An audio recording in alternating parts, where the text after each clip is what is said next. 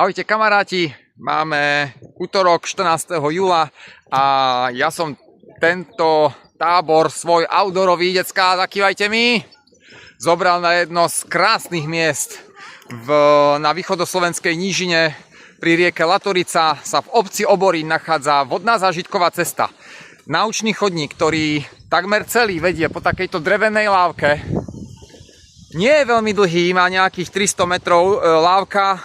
Chodník, celý okruh aj s zachádzkou k prístavu má 3,2 km. Je to veľmi krásna záležitosť, vedie to takmer celé po takomto močiari.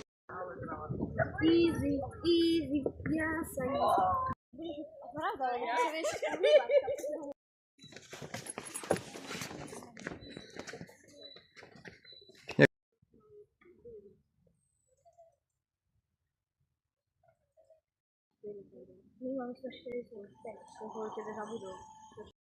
Momentálne je celkom sucho, čiže spodok je trošku vyschnutý, ale keď veľa prší alebo je chladnejšie počasie, tak je tu naozaj že močiar, do ktorého sa nedá vojsť.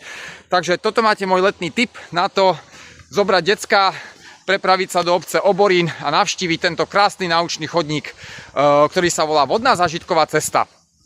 Ak sa vám moje vstupy a videá páčia, dajte like na Facebooku, zúčastnite sa tábora či výletu, navštevujeme aj takéto krásne miesta, máme to trošku edukatívne a vidíme sa pri ďalšom videu. Čaute!